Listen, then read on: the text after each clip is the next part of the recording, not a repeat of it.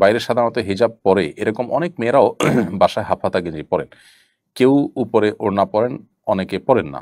মাহরামদের সামনে গেঞ্জি পরা জায়েজ হবে কিনা, মাহরামদের সামনে পর্দার পরিধি কতটুকু?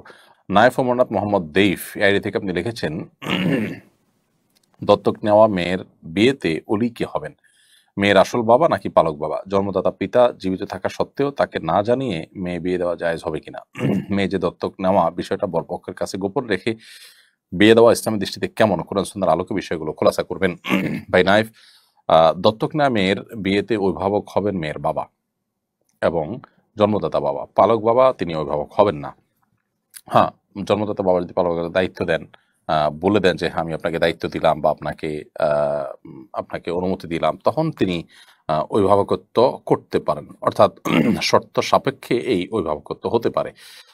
অর্থাৎ তার মূল বাবা যিনি, তার অনুমতি হিসাবে, তার প্রতিনিধি হিসাবে এটা হতে পারে। এর বাইরে আসলে আহ, আহ, আপনার কোনো প্রকার আহ, আপনার অভিভাবকত্ব করার অধিকার দত্তক যিনি নিয়েছেন, পালক বাবা যিনি, তার করার কোনো সুযোগ কিন্তু নেই।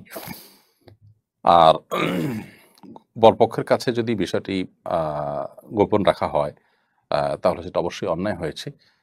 যদিও আপনার প্রাপ্তবয়স্ক মেয়ে হলে হানাফি মাযহাব অনুযায়ী বাবার অনুমতি ছাড়াও বিয়ে হয়ে যাবে। অতএব বিয়ে বিশুদ্ধ হয়ে যাবে। যদি তারা হানাফি অনুসারী হয়ে থাকে, বিয়ে বিশুদ্ধ হয়ে যাবে, কিন্তু কাজটা অবশ্যই অন্যায় হয়েছে এবং মেয়ের জন্মদাতা বাবার সাথে এই বিষয়গুলো শেয়ার করা উচিত এবং তার অনুমতি নেওয়া উচিত। সাদেক আলফাজ আপনি লিখেছেন, আমি ইরাকে থাকি। আমি মাঝে মধ্যে মসজিদে গিয়ে ফজরের নামাজ পড়ি, কিন্তু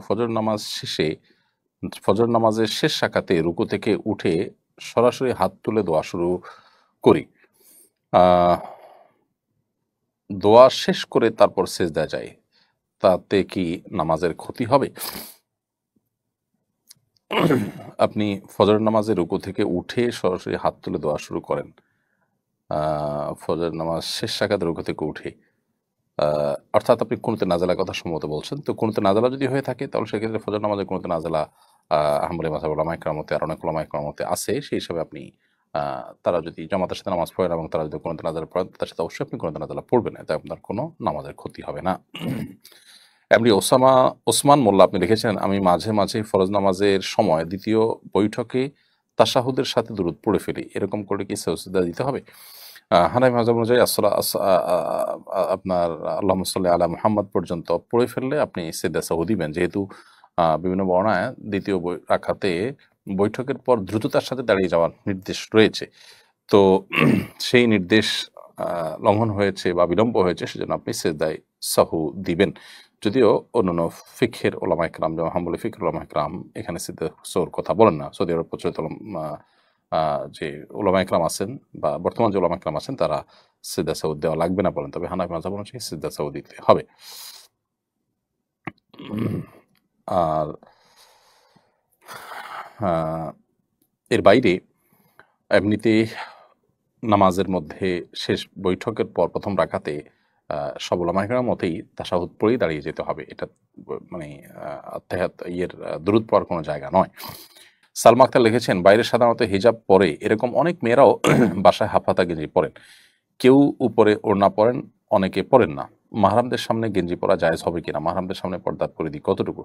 মাহরামদের সামনে যদি কেউ গেঞ্জি পরে চলেন, তো আক্ষরিক অর্থে পর্দা হয়ে গেল, এটি শালীন পোশাকের অন্তর্ভুক্ত নয়। কারণ শরীরের অন্যান্য অঙ্গ প্রত্যঙ্গ যেগুলো ফুটে উঠবে, সেগুলো নানাবিধ ফিতনার কারণ হবে, যার কারণে এখানে এটি করা উচিত নয়। দ্বিতীয়ত, মুসলিম মেয়েদের যে শালীন সুন্দর পোশাক এবং পোশাক পরিচ্ছদের যে নীতিমালা রয়েছে, সেটা আমাদের অনুসরণ করা উচিত।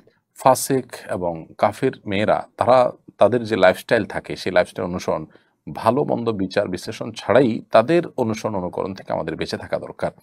সেই জায়গা থেকে মুসলিম নারীরা একান্ত ঘরোয়া পরিবেশেও এই ধরনের পোশাক আশাক, বিশেষ করে মাহরাম ছেলে, আপনার বাবা ভাই, তাদের সামনে পরা থেকে বিরত থাকা উচিত। আর যদি পরে না একান্তে, তাহলে সেগুলোর উপরে অন্য কোনো কাপড় চোপড় পরা উচিত। হ্যাঁ, স্বামী আছেন একান্তে বা অন্য কোনো লোক নাই, তখন তিনি পড়তে পারেন। তারপরও যে ফাসিক এবং কাফের মেয়েদের সাথে সাদৃশ্য গ্রহণ থেকে যথাসম্ভব বিরত থাকা উচিত। কারণ আমরা জানি নবী সাল্লাল্লাহু আলাইহি ওয়াসাল্লাম সেই প্রসিদ্ধ হাদিস, মান তাশাব্বাহা বিকওমিন ফাহুয়া মিনহুম, যে ব্যক্তি কোনো জাতির সাদৃশ্য গ্রহণ করে সে তাদের অন্তর্ভুক্ত হয়। এমনি সাকিব আল আদনান আপনি লিখেছেন, আহ মোবাইল সম্পর্কিত গুনাহ দিন দিন বেড়েই চলেছে, ছোট বড় সবাই এতে নিমজ্জিত, পরিত্রাণের উপায় কি? মোবাইল সম্পর্কিত যে গুনাহ, মোবাইল সংশ্লিষ্ট গুনাহ এবং অপরাধগুলো, এগুলো যে বেড়ে চলেছে, এগুলো থেকে আত্মরক্ষার জন্য সবচেয়ে বড় যে করণীয় সেটি হলো যে আমরা মোবাইল ফোনের যে ক্ষতি আছে, এর আসক্তির যে ব্যাপার আছে, সেটা থেকে বেঁচে থাকার জন্য বিভিন্ন রকমের শর্ট কোর্স আছে, বিভিন্ন রকমের কাউন্সেলিং প্রোগ্রাম রয়েছে, এর ক্ষতিকর দিকগুলো রয়েছে। গত কদিন আগে আমাদের একজন সংসদ সদস্য, তিনি পেশায় একজন ডাক্তার, অন্য ধর্মাবলম্বী, তিনি সংসদে দাঁড়িয়ে মোবাইল এর আবিষ্কারক, সোশ্যাল মিডিয়ার প্রতিষ্ঠাতা, তাদের অনেকের এবং গুরুত্বপূর্ণ ব্যক্তিদের উক্তি তারা উল্লেখ করেছেন যে যারা এই আসক্তির আইটেমগুলো তৈরি করছেন, তারা নিজেদের পরিবারকে, নিজেদেরকে তারা সেগুলো থেকে বাঁচিয়ে রাখছেন এবং তারা বলছেন সেটা প্রকাশ্যে। তো এ সম্পর্কে আমাদের কাউন্সেলিং দরকার, যারা মোবাইল আসক্তিতে আপনার জড়িয়ে আছেন এবং নানা রকমের গুনাহে লিপ্ত হচ্ছেন মোবাইলের কারণে তাদের।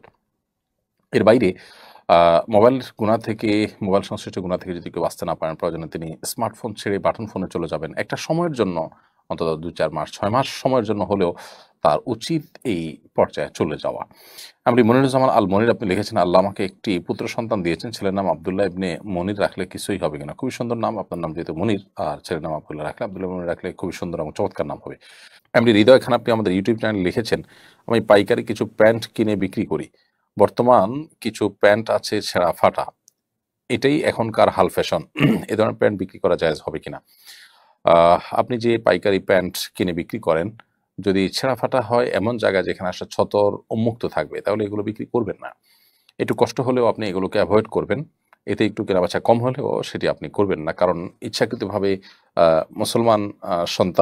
মুসলমানের সন্তানরা তারা হারামে লিপ্ত হবে, সেখানে আপনার সহযোগিতা থাকবে, সেটা আসলে হতে পারে না। আর যদি এমন কোনো জায়গায় ছেঁড়া হয় যেটা আসলে সেই আ আপনার ছতর মুক্ত থাকার যে অপরাধ, সেটার আওতায় পড়বে না, তাহলে সেটা বিক্রি করে না জায়েজ হবে না। তানভীর আল মাহিন আপনি লিখেছেন, বিধর্মীদেরকে কোরআন উপহার দেওয়ার বিষয়টা কতটা যৌক্তিক? বিধর্মীদেরকে কোরআন উপহার দেওয়া যেতে পারে, তারা কোরআন পড়তে পারেন। এটা অযৌক্তিক কোনো কাজ নয়, অন্যায় কোনো কাজ নয়। আবু হুযায়ফা নাসরুল্লাহ আপনি লিখেছেন, বিয়ের জন্য দিনদার মেয়ে খুঁজে পেতে কি আমল করব?